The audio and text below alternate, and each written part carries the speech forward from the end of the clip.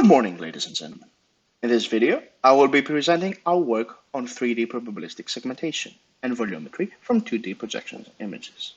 I'm Athanasios Vlangios, and together with my team at the Biomedical Image Analysis Group of the Department of Computing at Imperial College London, we are excited to share with you our most recent work. The presentation will abide the following structure. First, I will be presenting the introduction and motivation of this work. Then, I will be presenting our two proposed methods, the 2D to 3D probabilistic unit and the 2D to 3D Phi-Seg. I will finish off with some experiments and discussion about future work.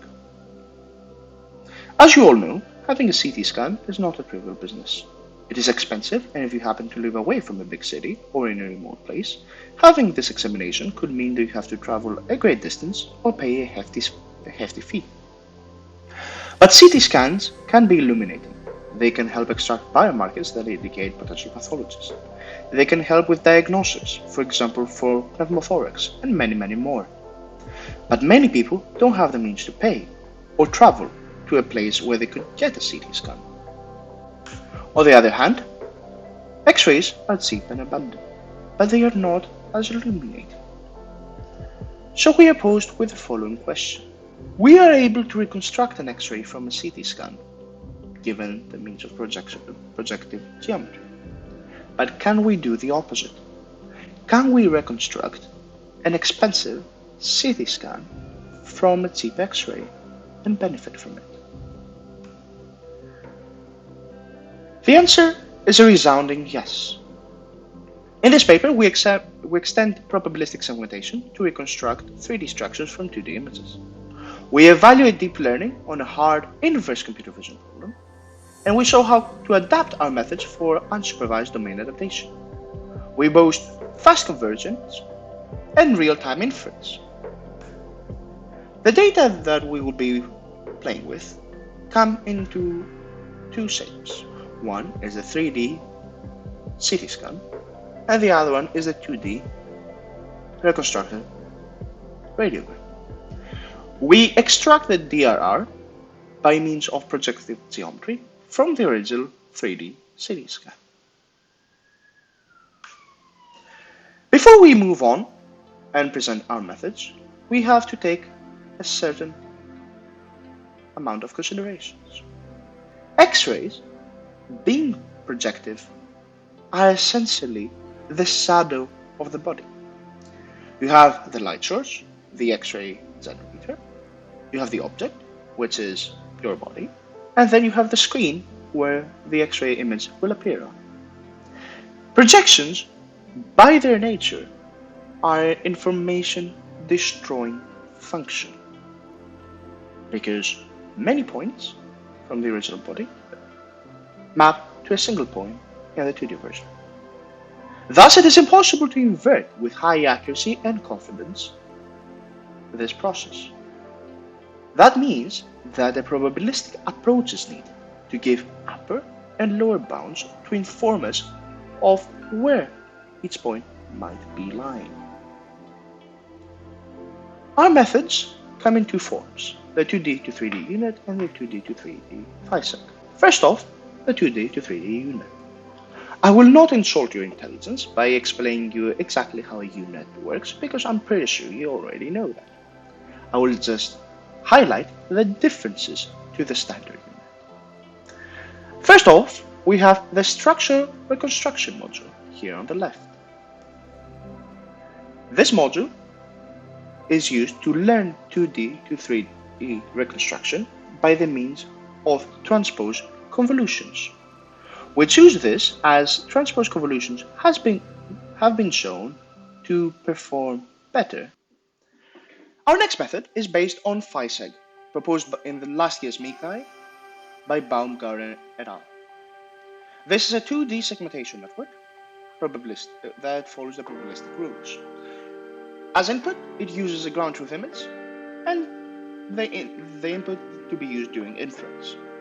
It is comprised of three modules: the posterior, the prior, and the likelihood networks. During training, you pass the ground truth and input image through the posterior network that gives rise to a series of latent variables. You also pass the input node the input image through the prior network and get another set of latent variables. The posterior network is used only during training in order to steer the prior's latent variables to a good distribution. The likelihood network then takes these latent variables and outputs the segmented image. In our case, we propose a series of changes in the Phi-Seg architecture in order to make it a 2D to 3D Phi-Seg. We have our 3D CD volume that we have as a ground truth, and we also have the DRR that we want to use as the input in order to reconstruct our 3D CD volume. First of all, we use a distillation module. The distillation module, which takes as input the 3D volume and outputs a 2D representation.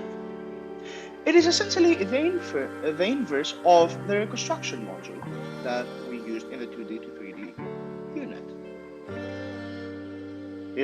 It is used to distill 3D information down to 2D. And we have to know that we work in 2D as Phi-Seg is very susceptible to noisy inputs. And by having the entire network in 3D, beyond expanding our computational burden, it also is a very noisy process. Then we go on and augment our likelihood network from 2D to 3D. All convolutions that were associated with this network are now 3D convolutions, and the latent vectors that are used as inputs are augmented to be 3D. We note that in this case, we are not learning the 2D to 3D reconstruction of the latent vectors, rather than we are increasing their size by vector and matrix processes. Finally, we propose a fusion module. In the fusion module, we have it's a fully learned module, as opposed to other similar modules in literature. We take as input both the output of the likelihood network, which would be a 3D volume, and our original input DRR. The assumption here is that the likelihood network is able to reconstruct in broad strokes the 3D volume that we want, but may be lacking in detail due to the difficult task that is tasked to do. So we use the original DRR to help it, and the output of the fusion module is our final 3D volume. In order to test all these methods, we have 3 experiments. In experiment 1, we evaluate compact structures. This is done by reconstructing and segmenting lungs from a 2D X-ray. On the very far left here, you can see the input DRR. Here, you can see the 3D ground truth. This is the 3D prediction of the 2D to 3D unit, and this is the 2D to 3D prediction of Phi-Seg. As you can see, they perform relatively well. It is interesting to note that our deterministic unit, so just a standard stock unit, can get up to a dice score of 0.86, while with the 2D to 3D unit and the 2D to 3D Phi-Seg, we actually increase that to a considerable amount, up to 0.91 and 0.9 respectively. We also tested a few alterations in our methods as a means of a small ablation study. First of all, we tested the Phi-Seg architecture without the proposed fusion module, and that actually led to a decreased performance of almost 10%. That means that the fusion module is vital for our model to perform well. Also, we changed the dropout node in our 2D to 3D unit to a drop block one. Again, with a drop block one, we saw that the dice score of segmenting the lungs did fall. However, we had a higher volume ratio. The volume ratio, just to make it to be abundantly clear, is the predicted volume over the ground truth volume. So in this case, you could have numbers that are on either side of the value of number 1, but the closer you are to 1, the better. As you can see, all of our methods are relatively close and close to 1 without overestimating the volume of the lung. In experiment 2, we assess fine structures. In order to do that, we choose a porcine rib cage segmentation task, which is quite demanding. On the far left here, you can see the input DRR of the porcine ribs. Here you can see the 3D ground truth and manually labeled by us. As you can see, it's a fairly difficult task. This is the result of a 2D to 3D unit, and this is the result of the 2D to 3D Phi-Seg.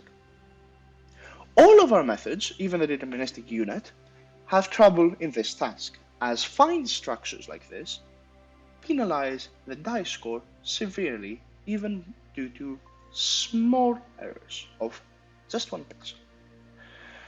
Still though, our 2D to 3D Phi-Seg and 2D to 3D unit outperform their deterministic counterparts. Also, we see that the inclusion of the fusion module again improves the performance of the 2D to 3D Phi-Seg. Once again, dropout seems to be better than drop block, and it's interesting to see, even though it is interesting to see how well it can actually segment these edges of the ribs. We also provide, in both experiment 1 and experiment 2, probabilistic upper and lower bounds in the form of the variance of our segmentations in order to have a better and more accurate result. In experiment 3, we perform unsupervised domain adaptation. In this experiment, we use the NIH test X-ray dataset and the Montgomery test X-ray dataset. We mostly focus on Phi-Seg in this time, and we introduced an extra output head to reconstruct the 2D input.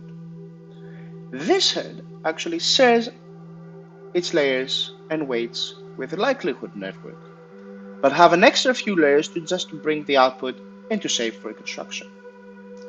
We learned the projection to 2D from our 3D output volume, as we do not have the geometric information needed in order to do that with conventional means. This results to a dice score of 0.77 when we optimize toward the main DRR C3 task, and a dice score of 0.86 when we optimize towards the UDA task.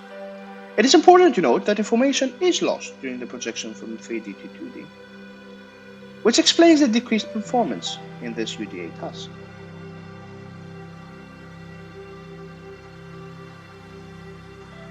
As shown in experiment 1, our proposed method achieves good dice scores for 3D lung segmentation, while providing informative uncertainty as lower and upper bounds of the volume and dice score. To the best of our knowledge, this is the first probabilistic method to perform cross-modality 3D segmentation by unprojecting 2D X-ray images with acceptable performance. Experiment 2 and Experiment 3 have been designed to test the expected limitations.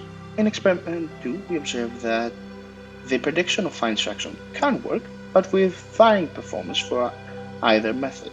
Experiment 3 shows that our method has promising domain adaptation properties. However, fine-tuning and calibration will be needed for applications. We perform on par with state-of-the-art. We provide probabilistic upper and lower bounds. Our methods are fast to train in under 2 hours and with real-time inference. In future work, we will be evaluating the applicability of our methods for registration initialization and we will be also evaluating the performance of our methods on even finer structure and more complex structures that are the vessel trees. I am Thanasis Londos, and together with my team, Samuel Bad, Benjamin Hu, Daniel Rokert, and Bernhard Kynes, we thank you for your attention.